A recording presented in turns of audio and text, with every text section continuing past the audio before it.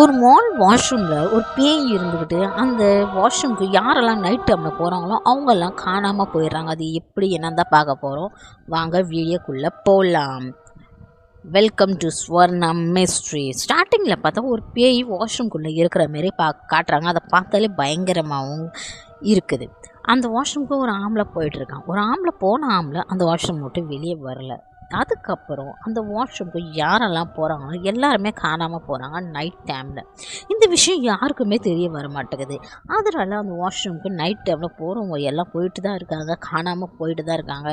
இந்த விஷயம் வெளியே சர்ச் ஆகுதுக்கு இந்தமாரி யாருமே இவங்க காணாமல் போகிறாங்களே அப்படின்னு தெரிய வருது. ஆனால் இந்த வாஷ்ரூம் வழியில் தான் காணாமல் போகிறாங்கன்னு யாருக்குமே தெரிய மாட்டேங்குது. அதனால் இந்த வாஷ்ரூமுக்கு போகிறவங்க போய்கிட்டு தான் இருக்காங்க, காணாமல் போகிறவங்க காணாமல் போய்கிட்டு தான் இருக்காங்க. அவங்க கூட என்ன நடக்குது, அந்த பேய் அவங்கள கொன்னுடுதா, அந்த வாஷ்ரூம் உள்ளார ஈத்துட்டு போயிடுதா, என்ன பண்ணுதுன்னே தெரிய மாட்டேங்குது. நிறையா பேர் காணாமல் போகிறாங்க. ஒரு நாள் ஒரு பொண்ணு ஒரு குழந்தையோட வாஷ்ரூமுக்கு போச்சு. போன பொண்ணு வெளியே வரல. அப்போது அந்த பையன் நின்று பார்த்துட்டு கத்த ஆரம்பிச்சிட்டா, எங்கள் அம்மாவை காணும் உள்ளார போனாங்கன்னு. எல்லாருமே வந்து நிற்க ஆரம்பித்தாங்க. என்னாச்சு ஏதாச்சுன்னு கேட்டாங்க. கேட்டதுக்கப்புறம் அந்த வாஷ்ரூம் உள்ள ஒரு பொண்ணு உள்ளார போச்சு. போன பொண்ணு வெளியே வரவே இல்லை.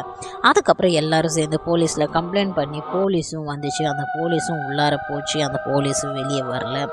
அதுக்கப்புறம் அந்த மாலுக்கு சீலே வச்சுட்டாங்க. உங்களுக்கு இந்த டிஃப்ரெண்ட்டான ஸ்டோரி பிடிச்சிருந்தா லைக் அண்ட் சப்ஸ்கிரைப் பண்ணுங்கள்.